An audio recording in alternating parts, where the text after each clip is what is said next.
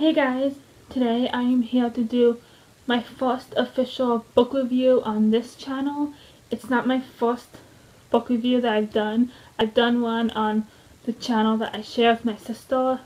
It's the Book Trends. I did one for the Ruby Circle, the last book in the Bloodline series by Rochelle Mead. I did that over on that channel.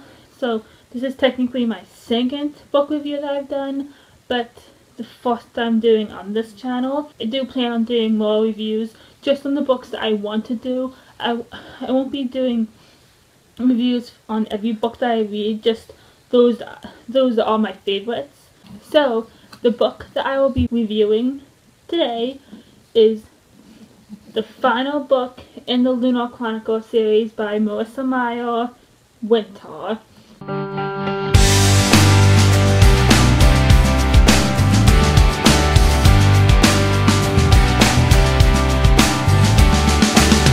I have read the entire series.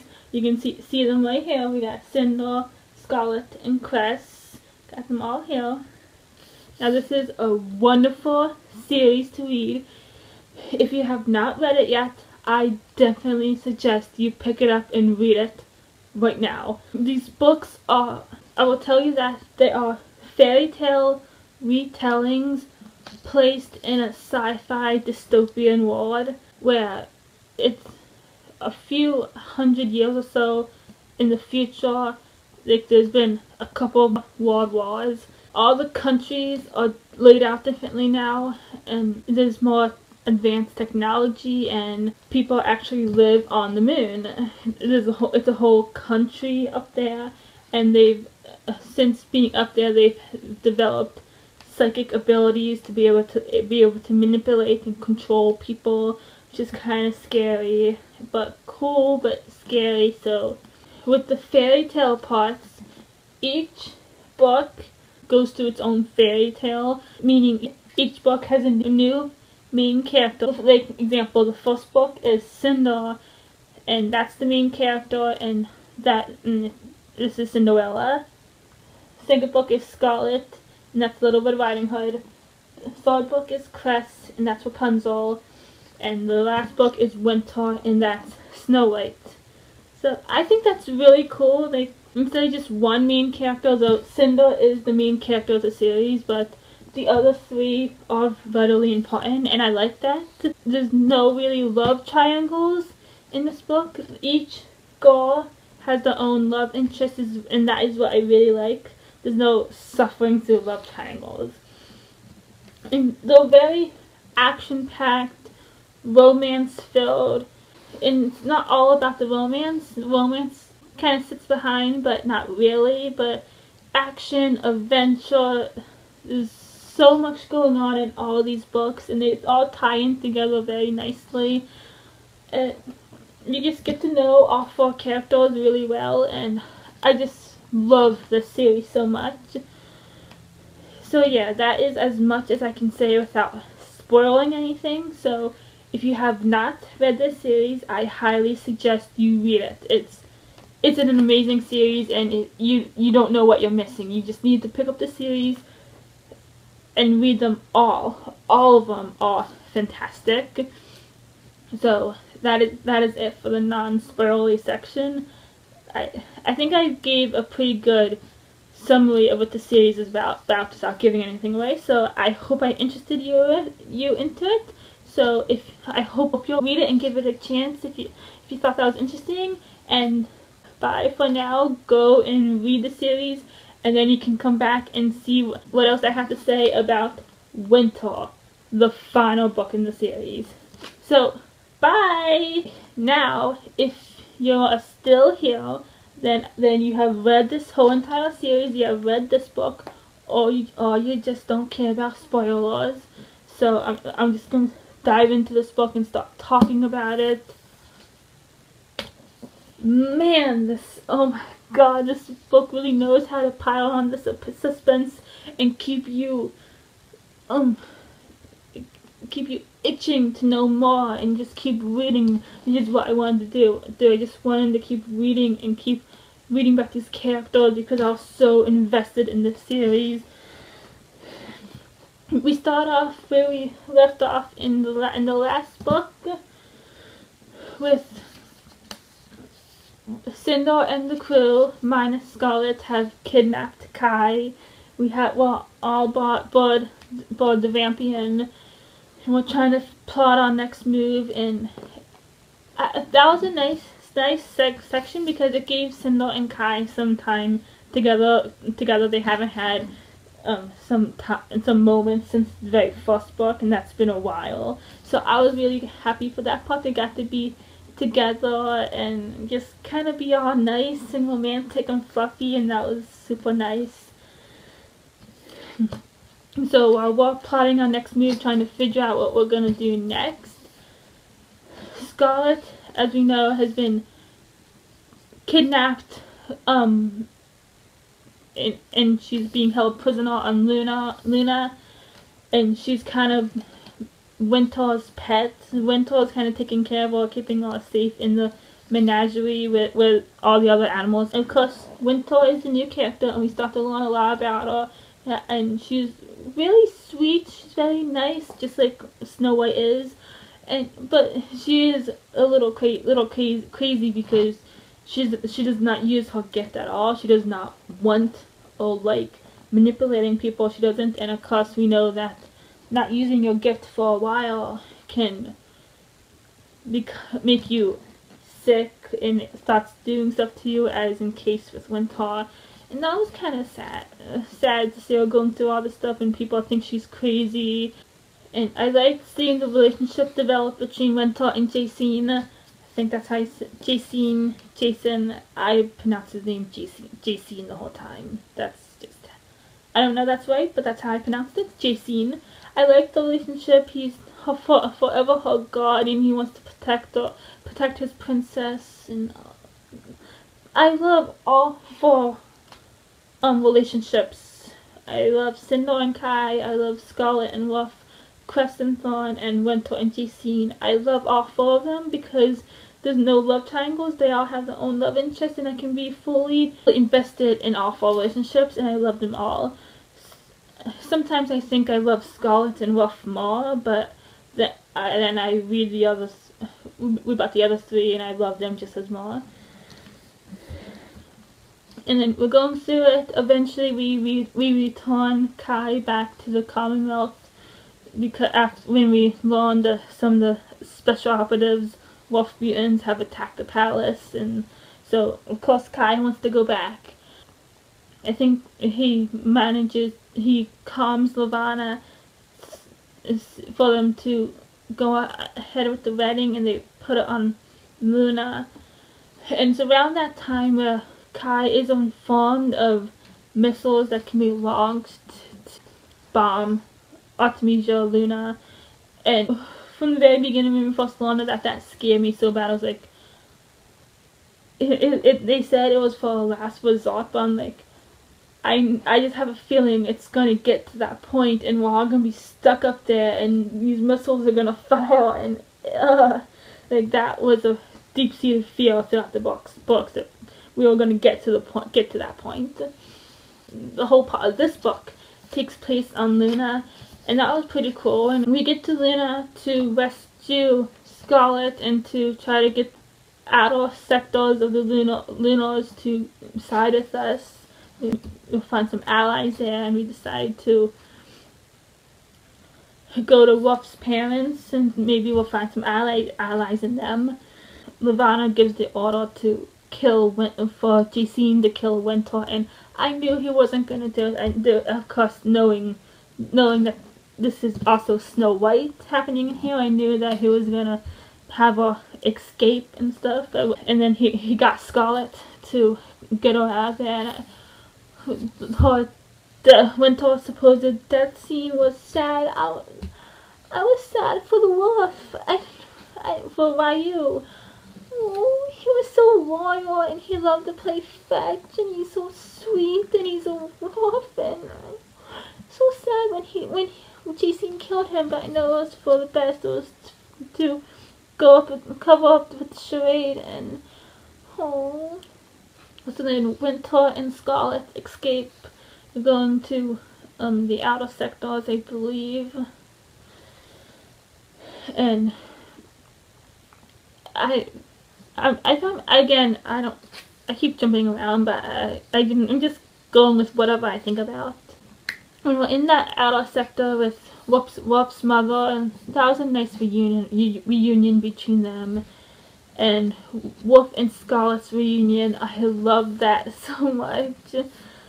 And that moment in that sector when Cinder's trying to get the people to join their cause to fight against Nirvana, and she stands up on the fountain and she's talking to them, and I was like, that was like a really powerful scene, and she got people to stop and listen to her and actually got them to come onto her side, and that was just, oh, that was like a really powerful scene, and one that you would want to see on screen. Like, that would be such a beautiful scene to see with your eyes on a TV screen or a movie screen. That would be one scene that would just be perfect. And then we have that attack on that sector where they're trying to get, after we play Cinder's video, and the guards come to that sector and the thaumaturges. They're trying to get them to give up Cinder. All the people are being brave. They're not giving up. And Whoop's mother even stands up and but they wind up giving her away in that way, and then she gets killed. That was sad. And then Cinder, when the four of them, Cinder, Scarlet, Whoop, and Thorn, were up in that factory or warehouse, wherever they were, and they were watching the people. And Cinder wants desperately to go down there and stop, and she's crying, and then they're all holding on to her, keeping her from going down, and they're all like upset. Or Cinder and Scarlet are crying, and they're just holding on to her, and they hear the gunshot, and she flinches, and I love that scene. They're all just like trying to comfort her and keep her there and telling her, no, you have to hide. This is what they want to do. And but eventually Cinder does go down and give herself up, and she takes Wolf with her, and they wind up getting arrested. And when Scarlet stepped up to try to kill Amory, I was like, go ahead Scarlet, you do it. But then she stopped Wolf, since she kind of thought that I don't know, he wouldn't want her to do it. I think he just thought he just lost his mother, and the thaumaturges would stop her before she could do anything, so she didn't wind up doing it. And she and Thorn escape, and Cinder and Wolf are arrested and taken back to Artemisia. Scarlet and Winter's relationship in this book was really nice, friendly, and funny. The way Jacine coddled Winter and comforted her, keeping her safe in this little bubble, and Scarlet kind of did the opposite. She kind of like if Winter would stop babbling, Scarlet would kind of like snap her out of it, like roughly. And I think she wasn't being mean, but I think Winter kind of needed that, whereas Jacine would coddle her and tell her it's okay, and would just like hold her until she's over it. When Scarlet kind of like snaps at her and tell her like, let's go, get out of focus and stuff. It was a nice balance. I don't think Scarlet was being mean. She was like just like, let's go, stay focused and snap out of it. And with Cinder and Cinder and Wolf, they're soon separated. We don't know where they take Wolf, but Cinder is taken down into the prisons at first, and she's put in the same cell as her stepmother and stepsister, which I could really give two craps about. the horrible to her, and they clearly don't change their feelings toward her at all. You would think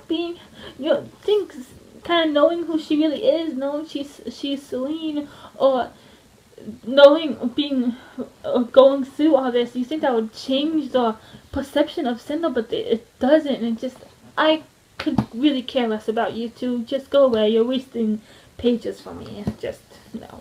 But then Cinder's put on trial, and Kai has to watch it, and it's just, and I can't believe it actually went through with the wedding. Ugh, and then later with the coronation, Lavana is his wife, and then she's the empress. With the wedding and the coronation, both I half expecting it to not go through it. I wanted it to be stopped, but they just go through with it. She winds up escaping, jumping into the lake, and it's after that point where she kind of has that little, can I even do this anymore? She's broken. Her cyborg parts aren't working because of the water. She's a little doubting herself, but her friends are there to help her and pull her through. Just really nice. We find out that they've taken Wolf and they're changing him again. They're touching him. They change him into the new special operatives, the Wolf mutants. They changes. They make him more mutant, like he's more deformed. I don't know. I think he has longer fangs and his nose is kind of longer. I think. I don't know. Not up to clear, but I'm pretty sure his teeth are longer. Just torturing him and Kai deciding that he's gonna figure out what the antidote to the disease is, and once he has secured the antidote in a safe place and all the orphans have left, he's gonna give the call for the missiles to launch, and he's staying on Luna to make sure Lavana is there and she's killed with the blast, and he's sacrificing himself, and that's what Alito does, and I'm just like, everybody's being so heroic, and I love it. Then we got the final scene in Snow White where Winter falls into the sleep. She's poisoned, not by an apple this time. It's just an apple tart, and it's a new strain of the disease she's given. And they put her in a suspension tank to prolong the symptoms and stuff. They put her in it, but then everybody else, including Scarlet, starts catching it, so they have to quarantine that sector. But then Cinder and Jacene come with the antidote, and they give it out. And before that, Scarlet and Winter had gotten some of the Wolf mutant armies onto their side. When Winter and Scarlet were trying to convince those that mutant army to join them to turn against Lavana, and all she's put them through. That showed what a good and charismatic leader that Winter can be. She's not that crazy girl that everybody sees her as. The people do love her and care about her, and she can be convincing. She can talk to the people, and just people don't. The royalty people don't see her that way, but she is. She's not as crazy as they think, but yeah. We marched to Artemisia to dethrone Lavana. We're there. It's the coronation, right? It's the coronation, because I gotta think back in the hall. They call her outside, come out, and then they show the video they broadcast the video that Cinder had taken of Lavana's true face. I couldn't help it, but because I read the novella Fairest, I know Lavana's story, and it is sad. It does humanize her, but she is still a villain. She still chose to go the wrong way, and I felt bad for her with just her injuries, having it exposed like that. She didn't want that. I felt bad for her a little bit, but not really, because she was just evil. She took all the bad things that happened to her and she went the opposite way. She went bad, she went evil, and she can't do this to her people. It's just, So we start fighting. We don't know whether we're winning or losing, and that battle is just scary because some thaumaturges are just taunting you against your allies or yourself, and that's just a scary thought of being controlled like that, and they can make you do something and you can't stop it. You just being controlled, and you know it's happening and you can't stop yourself. It's really scary. Sindor goes in after Lavana after she had run back into the palace. Sindor goes after her. The whole time during the battle, as I'm reading it, when Cress and Thorn had snuck into the palace before then, Thorn wound up getting captured, being the diversion so that Cress could get to the security center. Oh, he sacrificed himself for her, and he told her to be heroic, and she's taken to the prisons, and she manages to get to the security center to do her part of the job. But the whole time during the final battle, I kept wondering what's with them, how are they doing? And then Winter and Jacine are there, and Winter I'm surprised I didn't think of it sooner that Winter was going to eventually use her gift, and she does. She used her gift. She used it on Scarlet to kill Amory, which is good because I didn't like him in the slightest. He was just a mean he's mean and evil, just like Lavana, and just like he deserved that death that he got. Ugh. But using her gift gift kind of made her more crazy than she already was. She kind of like lost touch with reality. And then we had the final showdown with Sindor and Lavana, and that was just really tense and really scary. And when all her friends started coming in and shit started going down, like, oh my god, it was like we really were gonna lose. And the final moment, right when the final fight ended, oh my god, that shocked me so bad.